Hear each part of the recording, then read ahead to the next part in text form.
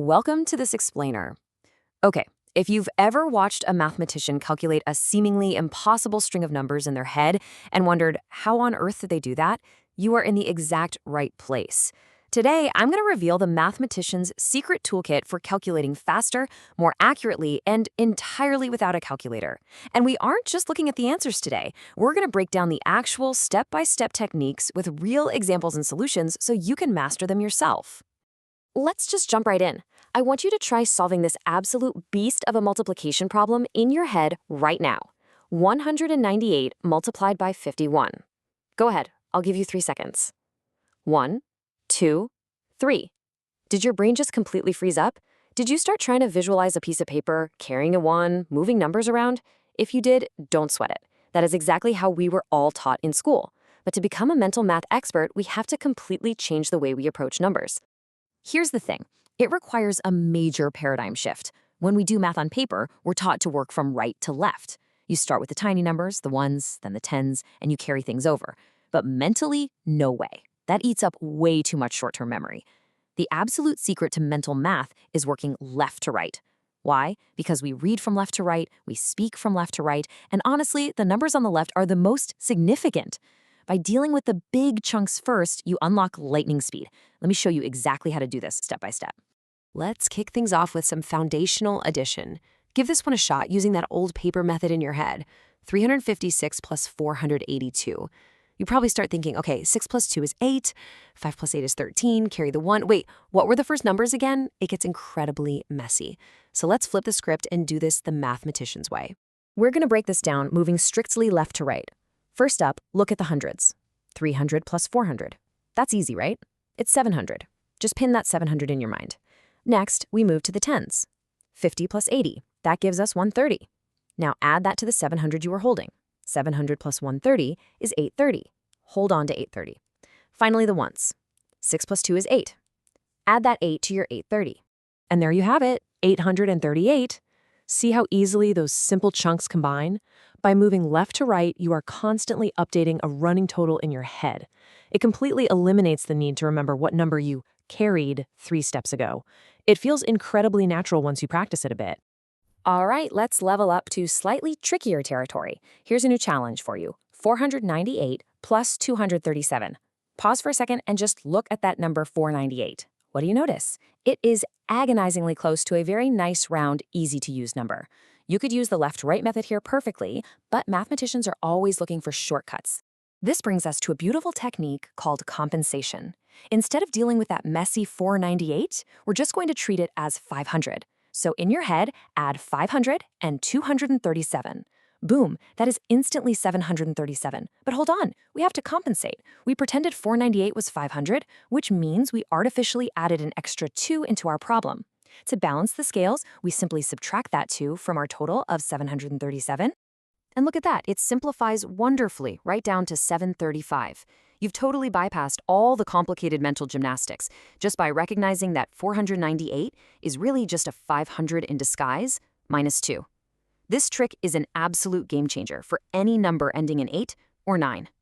Okay, let's apply this logic to something notoriously difficult to do mentally, subtraction. Take a nice round number like 1,000 and subtract 487. If you try to do this right to left, you have to borrow from the thousands, make it a 9, make the next 0 a 9, make the 10. It is literally a mental nightmare. Let's use the expert shortcut. Instead of all that messy borrowing, we're going to use a variation of that compensation trick. Look at 487. The closest round hundred is 500. So let's just take away a clean 500 from 1,000. 1,000 minus 500 leaves us with 500. Super easy. But wait. We were only supposed to subtract 487, and we subtracted 500. We took away too much. How much too much? Well, the difference between 500 and 487 is exactly 13. Since we subtracted 13 too many, we just tossed that 13 right back onto our 500. And just like that, we arrive at 513.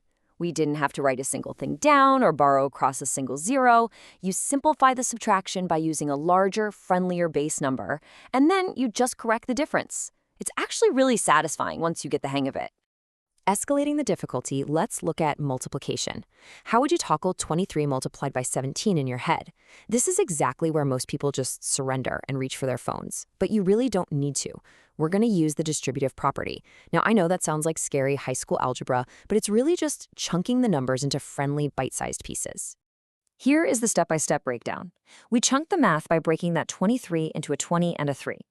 Now, we just multiply both of those smaller pieces by 17.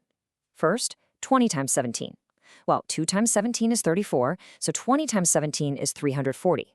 Keep that 340 safe in your head. Next, we multiply the leftover 3 by 17. 3 times 17 is 51. Finally, we bring it all back together using our left-to-right addition, 340 plus 51.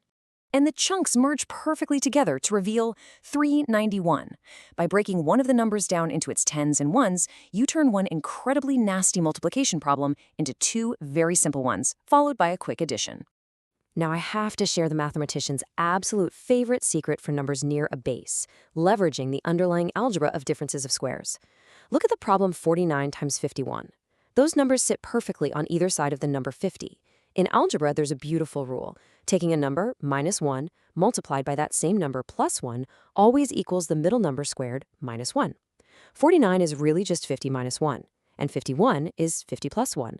So we just take 50 squared minus 1 squared. 50 squared is 2,500. 1 squared is just 1. That complex multiplication instantly collapses into 2,500 minus 1, leaving us with exactly 2,499.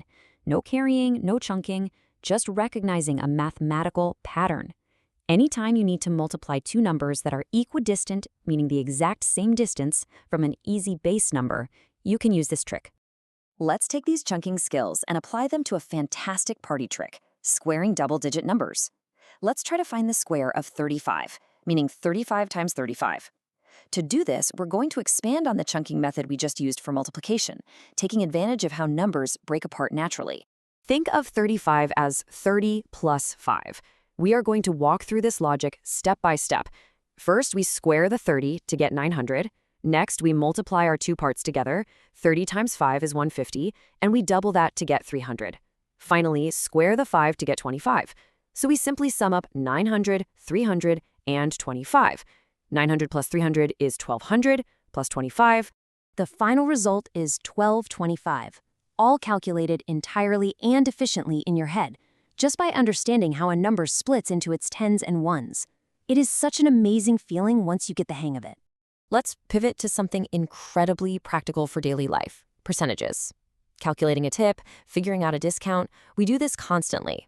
Say you need to find 15% of 80. Please don't try to multiply 0.15 by 80 in your head. Instead, visualize slicing that percentage perfectly into two smaller, highly manageable chunks, a 10% slice and a 5% slice. Finding 10% of any number is delightfully easy. You just slide the decimal point over one spot. So 10% of 80 is 8. Now, what about the 5%? Well, 5% is exactly half of 10%. So if the 10% slice is 8, the 5% slice has to be exactly half of that, which is 4. We simply add those two slices together. 8 plus 4 adds up beautifully to 12. 15% of 80 is exactly 12. You can use this slice method for 20%, 25%, pretty much anything. Finally, let's circle back to that massive question from the very beginning to demonstrate the sheer power of estimation. Remember this one? 198 multiplied by 51. Because out in the real world, unless you're launching a rocket, you rarely need the absolute perfect integer. You usually just need to know if the answer is closer to 1,000, 10,000, or 100,000. So instead of wrestling with exact numbers, we rapidly use rounding to our advantage. We take 198 and just round it up slightly to a beautifully round 200. Then we take 51 and round it down slightly to 50. By rounding one up and the other down, we're basically balancing the scale and keeping our estimate highly accurate. Now just multiply those round numbers. 2 times 5 is 10, and then we just count up our remaining zeros, 3 zeros in total. Pop those onto the end of the 10, and boom, your approximate answer is lightning fast at 10,000. By stripping away the precise digits, we got to an incredibly useful answer in under 3 seconds. We went from totally freezing up at 198 times 51 to effortlessly visualizing left to right math, chunking, differences of squares, and strategic estimation. With these mathematician secrets successfully unlocked and in your toolkit, try testing yourself on the very next receipt or billboard you see today. And honestly, if you can rewire your brain to look at numbers this way in just a few minutes, what other hidden mental superpowers are just waiting for you to discover?